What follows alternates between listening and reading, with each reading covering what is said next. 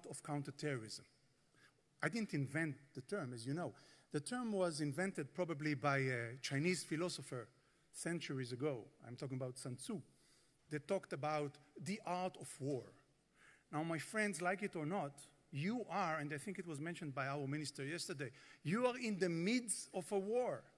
The modern war is the war of counterterrorism.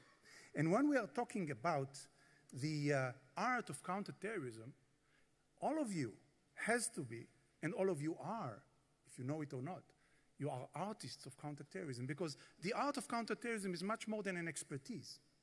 This is something that has to do with a lot of knowledge on one hand and also a lot of experience on the other hand. Think about any academic discipline that you have in mind and you would find relevancy to the phenomenon of terrorism: psychology, sociology, political science, law, criminology, computer science, biology, you name it. All has to do directly or indirectly with terrorism. But I'm talking about the art of counterterrorism because I would like to go over 5 main dilemmas that decision makers all over the world need to take under consideration when they approach the complicated and the dangerous subject of contending and countering terrorism.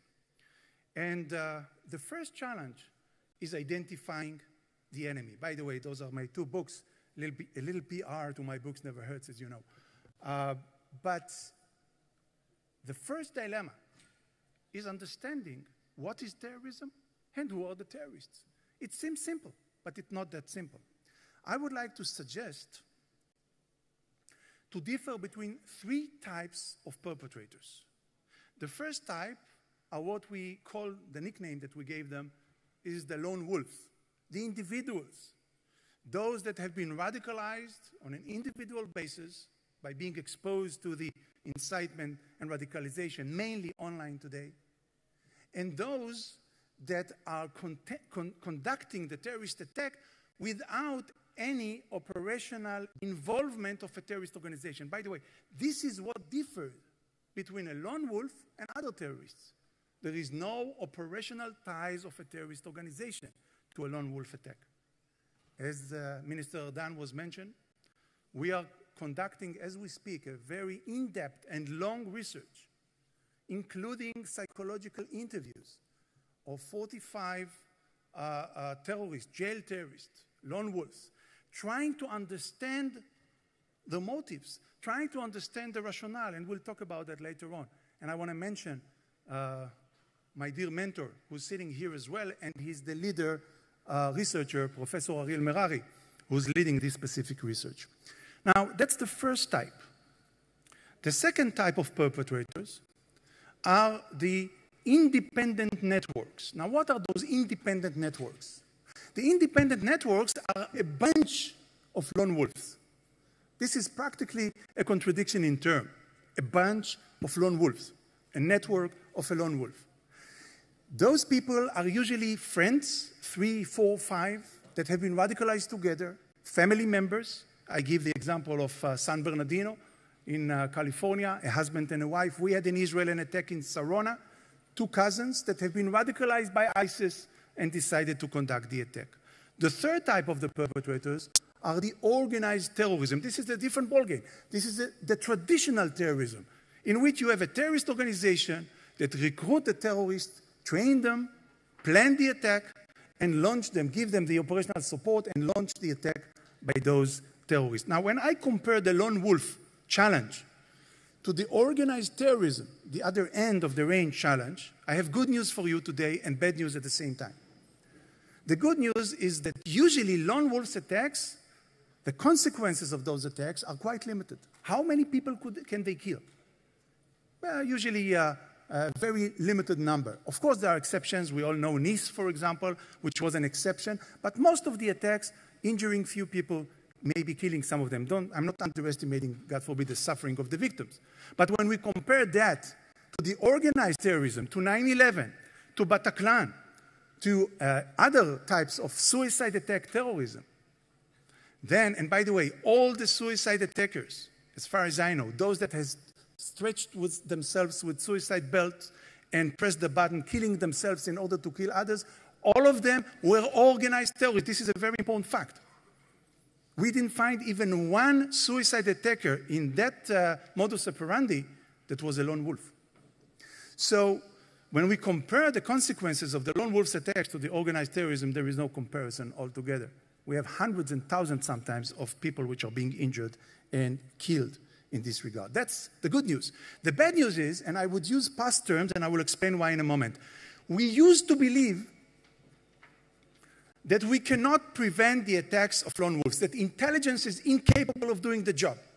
And why is that? Because when we are talking about traditional intelligence, it's based on two arms, human and comment.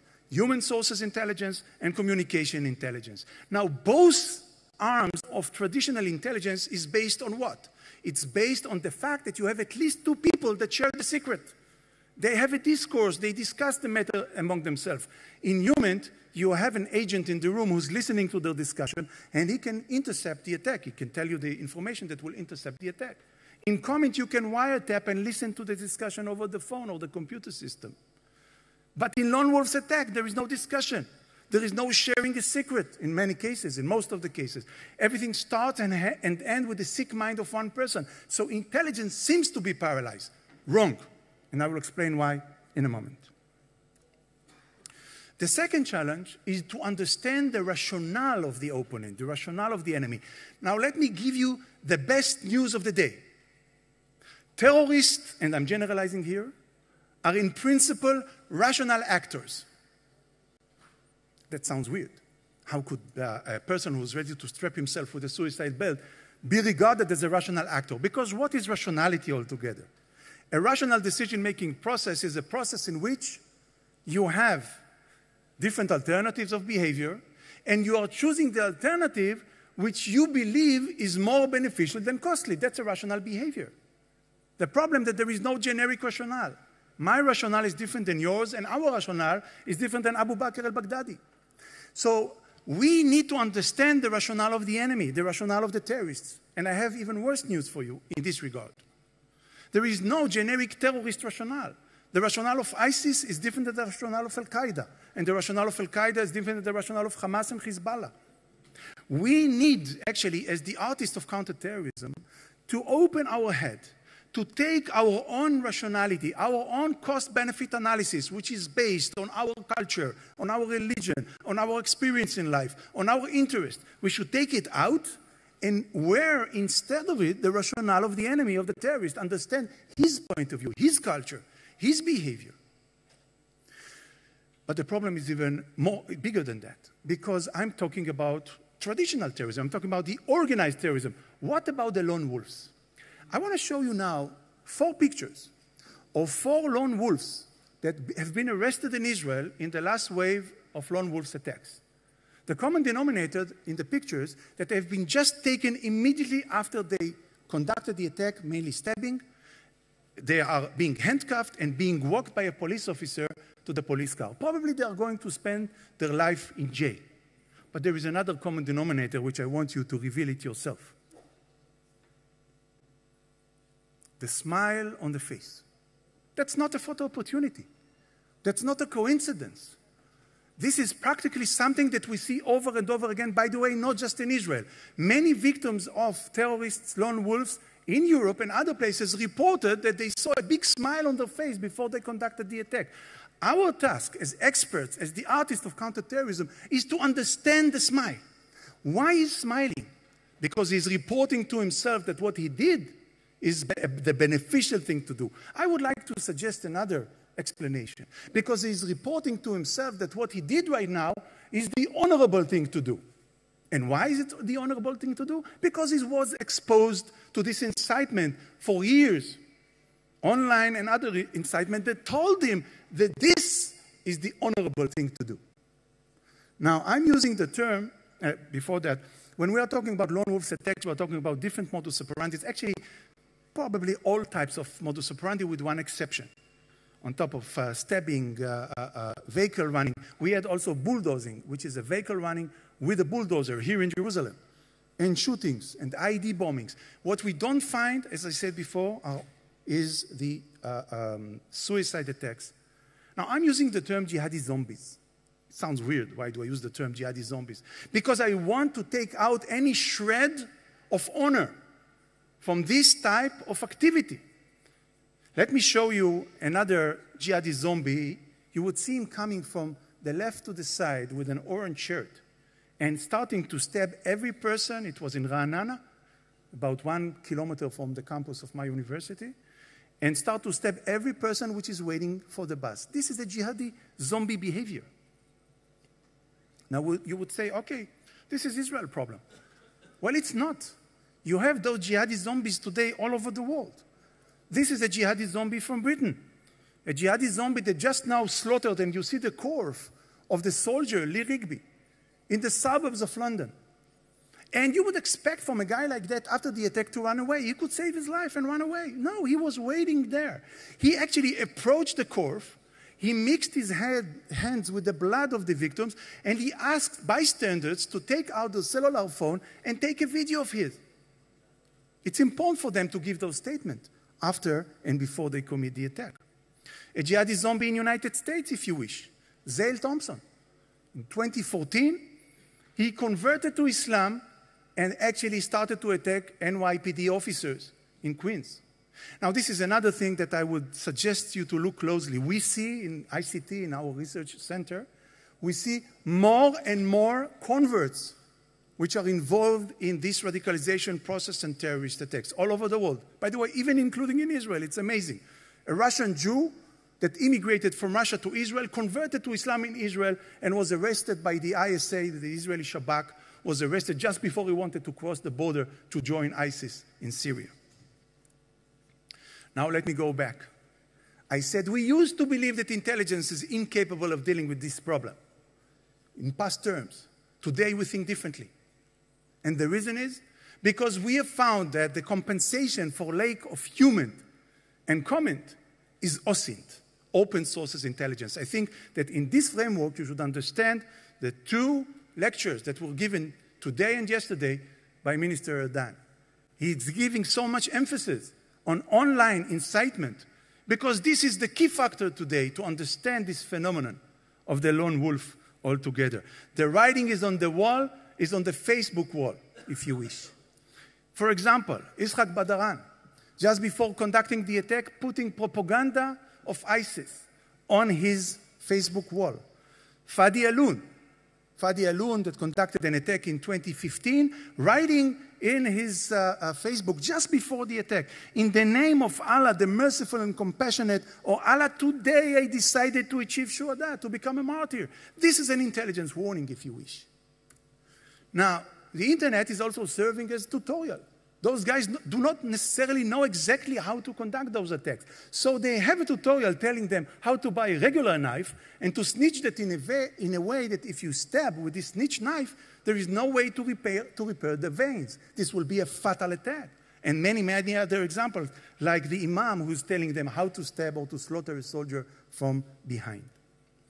After the attack, the terrorist organizations are taking those models, again was mentioned by the minister today, was taking those models and actually use that as fertilizer for further incitement, to incite others to take this model and to conduct the attack. So what we see is that the World Wide Web is becoming or creating a vicious cycle, starting with the incitement, creating the radicalization process, and then just before the person is already radicalized and decides to commit the attack, he usually gives a justification and political statement, and after that he's conducting the attack and becoming an imitation model, which is a fertilizer for further incitement.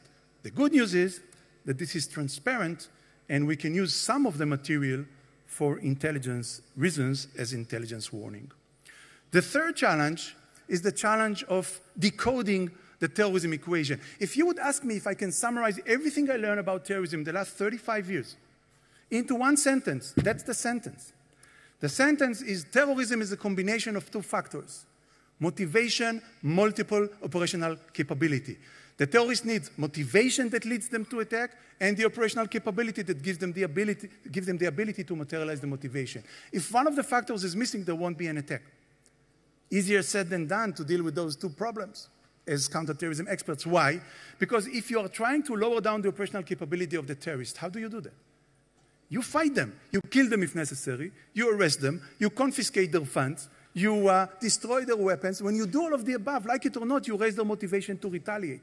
That's the boomerang effect in counterterrorism. Solving the boomerang effect in counterterrorism, this is exactly the art of counterterrorism. Going back to the lone wolf in this regard. The lone wolf makes the problem much bigger because the lone wolf doesn't really need operational capability.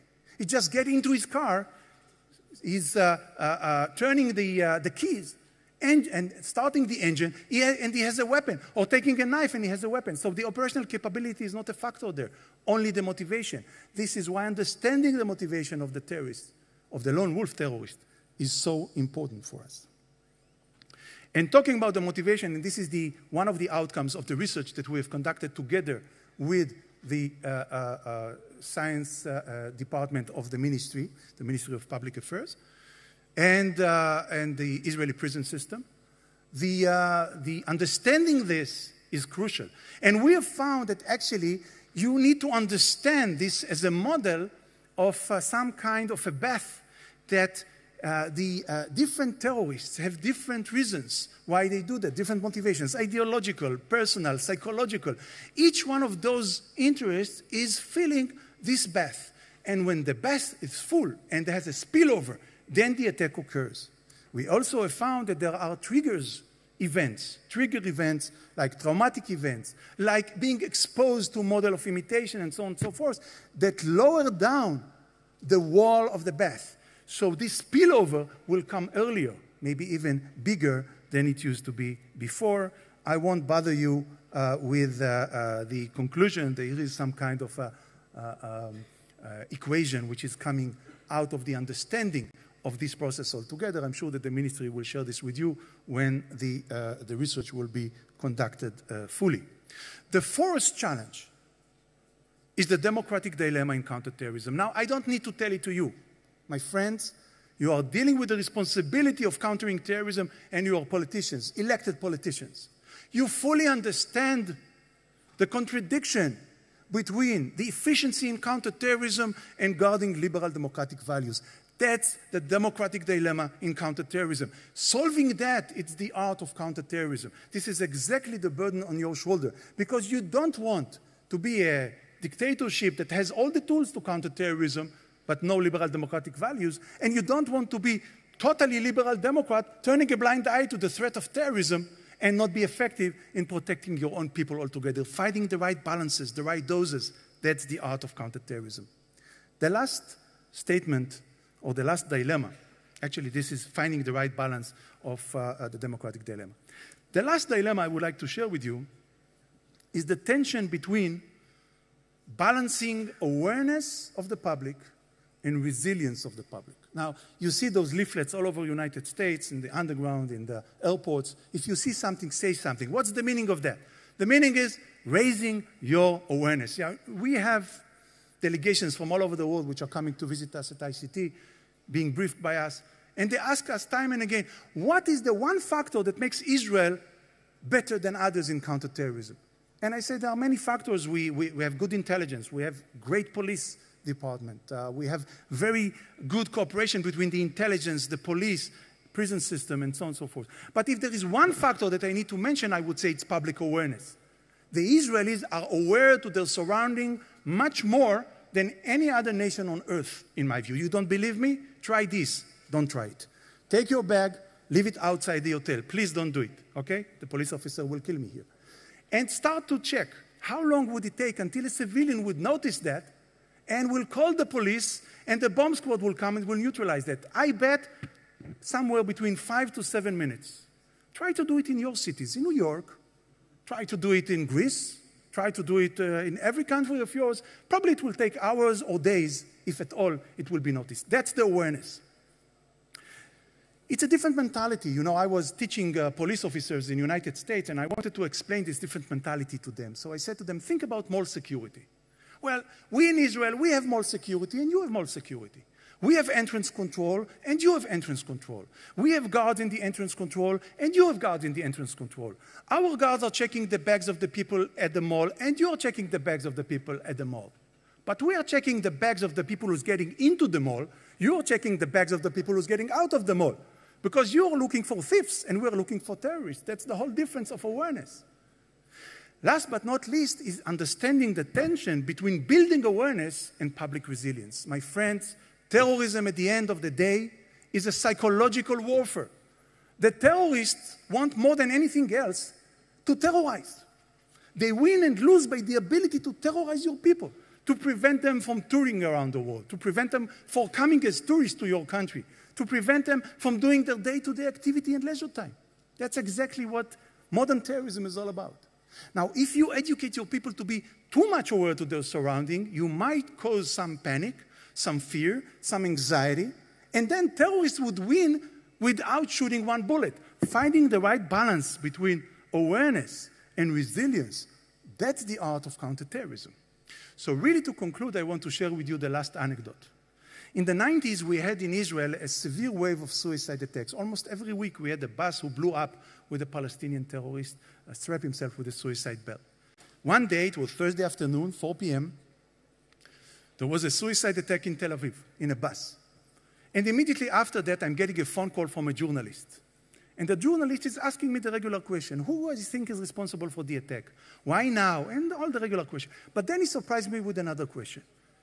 He says to me, and what are you going to do about this attack? I said, what do you mean, what are you going to do? Me as Boaz Ganor or Israel? He said, no, you as a citizen in Israel, as Boaz Ganor. What are you going to do about the attack?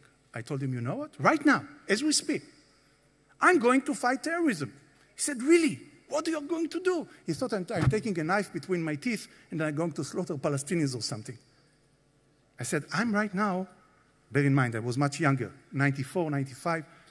I right now go to play basketball. Every Thursday afternoon, I play basketball with my friend. I don't have the mood to play basketball right now. Many people were killed in Tel Aviv. I have family and friends in Tel Aviv. We don't know what's the name of the people that were killed and injured. Maybe somebody which is close to me. But my answer as a civilian in Israel, suffering a lot from terrorism, is that the terrorists are not going to change my way of life, that the terrorists would not impact my life. That's a personal message that every individual, every citizen has to give to the terrorists. So as an outcome of that, he wrote an article about that and put a caricature of mine. I think it's a flattering caricature, so I would leave you with this: fighting terrorism on the basketball court. Thank you very much.